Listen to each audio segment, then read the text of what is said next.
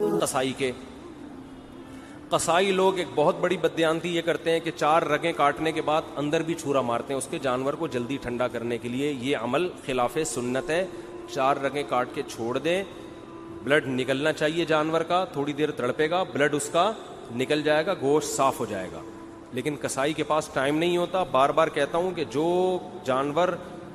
لوگ جانور پر تھے, جیسے ہی 4 رگیں کٹیں وہ جانور کو چھوڑ کے قصائی پہ آ جائیں, وہ سارے کے سارے. اس کو کنٹرول کرنے کی اب ضرورت ہے. وہ کنٹرول سے باہر ہوتا ہے, اس کو کھڑا کر دیں, بولے جب اس کو تڑپنے دو, جب یہ مر جائے گا, حلال ہو جائے گا, اس کے بعد آپ کو کھال اتارنے کی اجازت ہو. سمجھتے ہو کہ نہیں سمجھتے؟ ایک اہم مسئلہ یہ بھی ہے کہ جانور جب ذبح ہو رہا ہوتا ہے, کٹ رہا ہوتا ہے, تو لوگ اس کو ایک انٹرٹینمنٹ کا سما بنایا ہوا ہوتا ہے. یہ بالکل غلط ہے. چیخو پکار, شور شرابہ, یہ عبادت کا عمل ہے, عبادت کے طریقے پر ہونا چاہیے. دعا پڑھنی چاہیے, انی وجہت وجہی للذی فطر السماوات والارض. نہیں یاد ہے تو دیکھ کے پڑھ لیں. دعا کے بغیر بھی قربانی ہو جاتی ہے, لیکن عبادت کا موقع ہے, ذکر اذکار ہونا چاہیے, تکبیر ہونی چاہیے. لیکن یہ جو شور شرابہ, ہلا گلا, یہ بالکل شریعت کے خلاف ہے. بچوں کو کنٹرول کرنا چاہیے. ٹھیک ہے, اس سے پہلے وہ گھما رہے تھے جانور, انجوائے کر رہے تھے, اچھی بات ہے. لیکن جب ذبح ہونے کا ٹائم ہے, اس وقت یہ شور شرابہ, سیٹیاں, اچھل کود, یہ بالکل عبادت کے مزاج کے خلاف. سمجھتے ہو کہ نہیں سمجھتے؟ اور قصائی لوگ بہت دفعہ دیکھا ہے تکبیر نہیں پڑھتے جانور ذبح کرتے ہوئے.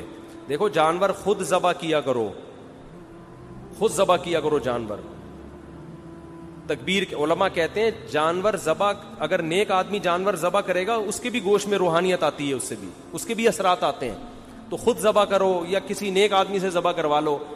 قصائی لوگ بہت سے اچھے بھی ہیں, لیکن بہت سے ان میں پان گٹکے والے بھی ہوتے ہیں, اللہ کا نام ہی نہیں لے رہے ہوتے ہیں, نماز نہیں پڑھتے کبھی, تو وہ اللہ کا نام نہیں لیتے. تو وہاں پر آپ زور زور سے تکبیر پڑھو. قصائی کو بھی بولے بھائی تو گٹکا پھینک دے تھوڑی دیر کے لیے, منہ سے تکبیر نکال. جان کر اگر کوئی اللہ اکبر پڑھنا چھوڑ دے تو جانور کیا ہو جائے گا؟ حرام ہو جائے گا. سمجھتے ہو؟ تو اس کو بولو یا گٹکا پھینک, یہاں اللہ. مرغی ذبح کرنے والے بھی بہت دفعہ دیکھا ہے, نہیں وہ ذبح کرتے چلے جا رہے ہیں. بھائی منہ سے زور سے بول اللہ اکبر, بسم اللہ اللہ اکبر. تو مرغیوں والوں کو بھی ذرا پابند کیا کرے اس کا. یہ ایک مسئلہ ہے. ایک اہم مسئلہ یہ ہے کہ قصائی لوگ جانور ذبح کرنے کے بعد, حصے لگانے کے بعد, پٹ کا گوشت نکال کے کیا کر دیتے ہیں؟ الگ.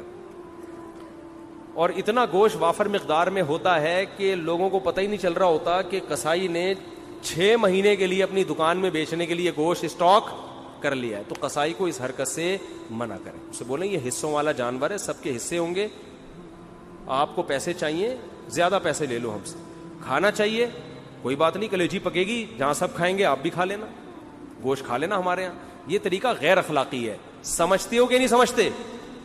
جو گوشت اتنا نکال کے الگ کر رہے ہوتے ہیں, ان سے بولو پیسے زیادہ لے لو, یہ گوشت نہیں لو.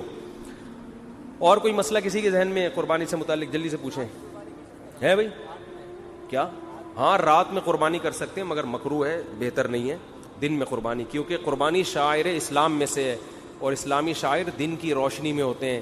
اسلام میں تہوار رات کو نہیں منائے جاتے. رات کو تہوار غیر مسلم مناتے ہیں. کرسمس رات کو شروع ہوتی ہے, اسلامی تہوار کب ہوتے ہیں؟ دن میں. اسی سے پتہ چلتا ہے کہ اسلام میں عید میلاد النبی نہیں ہے, کیونکہ وہ رات کو منائی جاتی ہے, بتیاں لگائی جاتی ہیں, جبکہ اسلام کی ساری عیدیں کب ہیں؟ دن کی روشنی میں ہوتی ہیں. سمجھتا نہیں ہے نا بات کو. جب نہیں پڑے گا رات کو تو کیسے سمجھے گا بات کو؟ کلیجی بھی حصے میں آتی ہے, 7 حصوں کی کلیجی کر دیں, تھوڑی سی بچا لیں آخر میں گوشت میں تقسیم کرنے کے لیے, اور 7 کلیجیوں میں تھوڑا تھوڑا گوشت ڈال دیں, تاکہ کلیجی بھی کمی بیشی ہو تو وہ گوشت کے مقابلے میں ہو جائے. ارشاد. مرحومین کا, کئی مرحومین کا بھی ایک حصہ لے سکتے ہیں. نبی نے پوری امت کی طرف سے ایک حصہ کیا, تو ایک مرحوم کی طرف سے بھی کر سکتے ہیں. اب علماء کا اس میں اختلاف ہے کہ آپ نے اگر ایک حصے میں سارے مرحومین کی نیت کر لی تو وہ گوشت, وہ ثواب ڈیوائیڈ ہوگا یا نہیں ہوگا؟ بعض کہتے ہیں ڈیوائیڈ نہیں ہوگا, بلکہ سب کو پورا پورا ثواب ملے گا. وہ اس کی مثال آگ کی دیتے ہیں کہ ایک آگ ہے, آپ جتنے بھی اس سے چراغ روشن کرو اس آگ میں کمی نہیں ہوتی. لیکن بعض علماء اس کے قائل ہیں, اور یہ بھی مضبوط قول ہے, کہ وہ ڈیوائیڈ ہو جائے گا. سمجھتے ہو؟ وہ کیا ہو جائے گا؟ ڈیوائیڈ ہو جائے گا. 2 کی طرف سے کی تو آدھا آدھا ایک کو پہنچے گا, آدھا دوسرے کو. تو دونوں قول ہیں. سمجھتا نہیں ہے نا بات؟ تو بہتر ہے کہ والدین میں سے ہر ایک کے لیے الگ, کسی کے والدین مرحوم ہیں تو ایک ایک پورا پورا حصہ دونوں کی طرف سے ڈال لیں.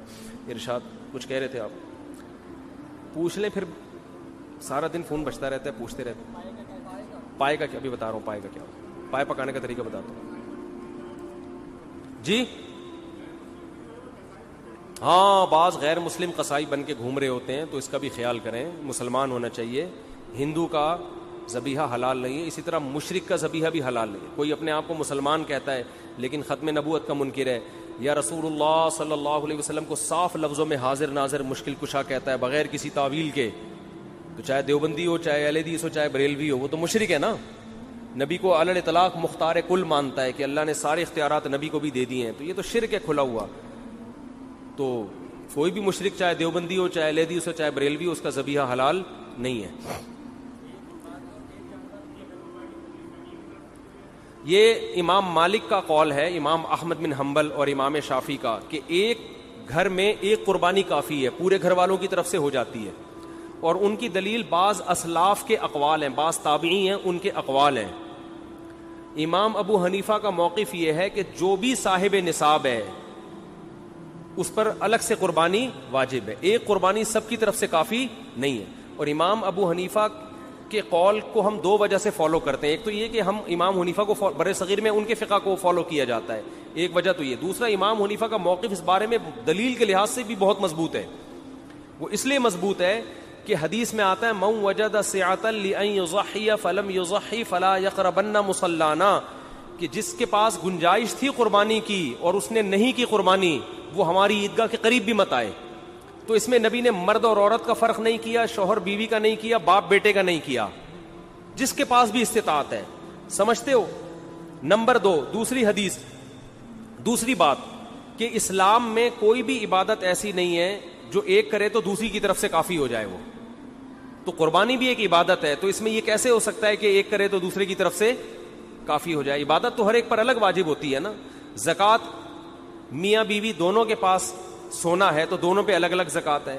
تو قربانی بھی ایک مالی عبادت ہے. حج بھی دونوں پر الگ الگ ہے. حج بدل میں تو ایک وصیت کرتا ہے کہ میری طرف سے پیسہ بھی دے رہا ہوتا ہے, تو وہ تو اس کا نائب بن کے الگ سے اس کی طرف سے حج کر رہا ہوتا ہے, تو وہ بھی ایک حج دو آدمیوں کی طرف سے کافی نہیں ہوتا. تو قیاس کے لحاظ سے بھی امام حنیفہ کا موقف بہت مضبوط ہے, اور حدیث کے لحاظ سے بھی امام حنیفہ کا موقف بہت مضبوط ہے. اور اس لحاظ سے بھی مضبوط ہے کہ جب دلائل میں تعارض ہوتا ہے تو اصول یہ ہے کہ عبادت میں احتیاط کے پہلو کو ترجیح دی جاتی ہے, کیونکہ عبادت کس کا حق ہے؟ اللہ کا. تو احتیاط کا تقاضا بھی یہ ہے کہ اگر بیوی مالدار ہے تو اس پہ الگ سے قربانی واجب ہو, شوہر مالدار ہے تو اس پر الگ سے واجب. اور صحابہ کے دور میں اگر ایسی روایت ہمیں ملتی ہے نا کہ ایک نے سب کی طرف سے کی, تو اس کی وجہ یہ کہ اس دور میں عام طور پر گھر کا سربراہ ہی مالدار ہوا کرتا تھا, باقی تو سارے اس کے ماتحت ہوتے تھے.